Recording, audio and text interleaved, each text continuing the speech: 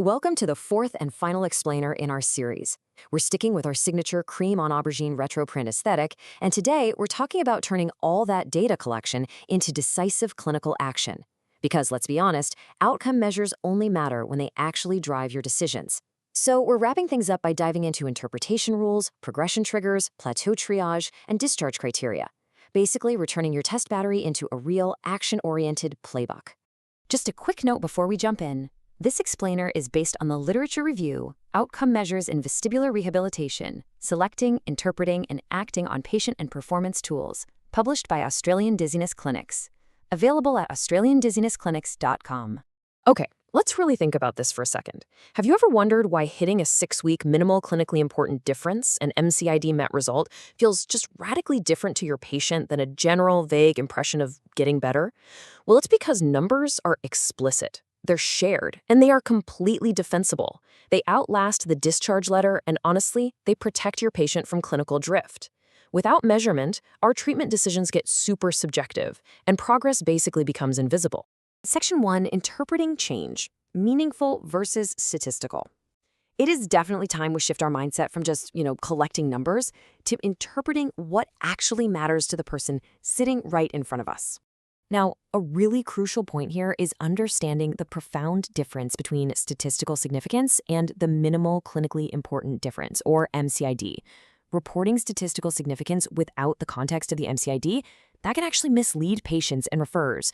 Like, a 2-point drop on the dizziness handicap inventory might technically be statistically significant in a massive research sample, but it's clinically meaningless to the individual patient in your clinic. It's the MCID that carries the actual heavy clinical weight. That is the threshold that dictates a change the patient genuinely feels. So what are the exact headline thresholds you absolutely have to memorize to ground your progress notes?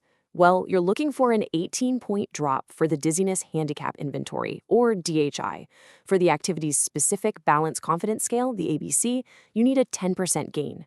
The Functional Gait Assessment, or FGA, needs a 4-point gain. The Mini Best Test, that also requires a 4-point gain. And finally, the Visual Vertical Analog Scale requires a 9-point drop. You really need to ground every single progress note in these specific MCID thresholds, rather than just relying on a raw score swing. And applying these numbers dynamically, that's what makes all the difference. You should really be plotting these MCID overlays visually, like over a 6-week change curve dashboard for every single patient. Doing this drives patient engagement way more reliably than just throwing isolated numbers at them. When a patient sees their visual curve, it helps them survive those inevitable plateau weeks. They can clearly see the overall trajectory of their recovery, and that keeps them motivated when things feel a bit stagnant. Just remember to retest every 4 to 6 weeks. Doing it more frequently is kind of wasteful, and any less frequently means you're going to miss critical progression triggers. Moving right along to Section 2, Progression and Discharge. Let's look at how all this data builds into an actionable playbook, complete with hard rules for progressing or discharging your patient. All right, your defensible triggers as a clinician are crystal clear here.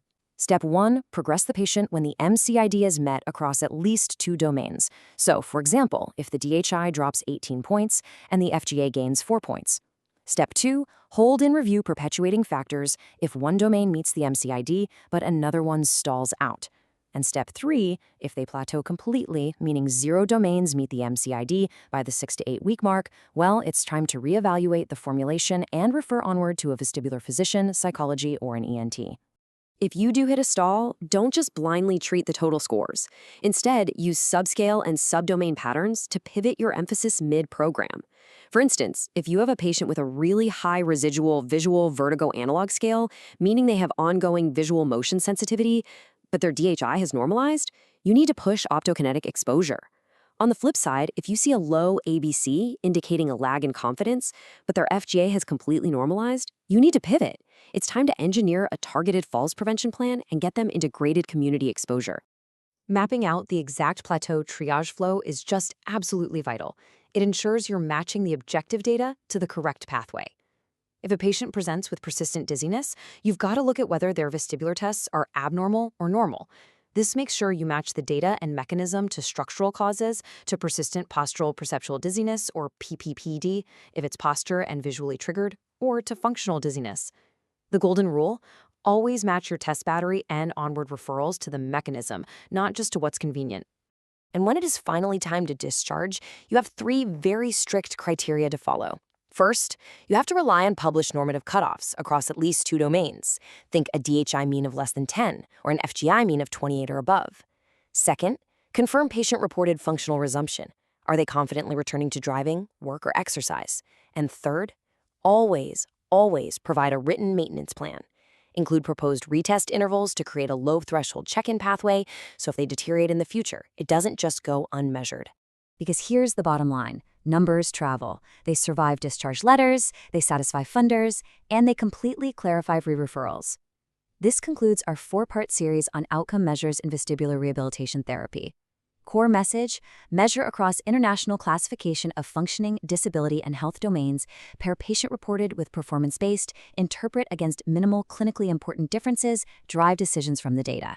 Full literature review and cheat sheet at AustralianDisneyClinics.com. For additional resources, including the full literature review, the clinical cheat sheet, audio overviews, and the rest of this explainer series, visit AustralianDizzinessClinics.com. Please subscribe to the channel and leave a rating to support the series. Thanks for joining me on this deep dive into data-driven care. Now, how are you going to change your practice tomorrow?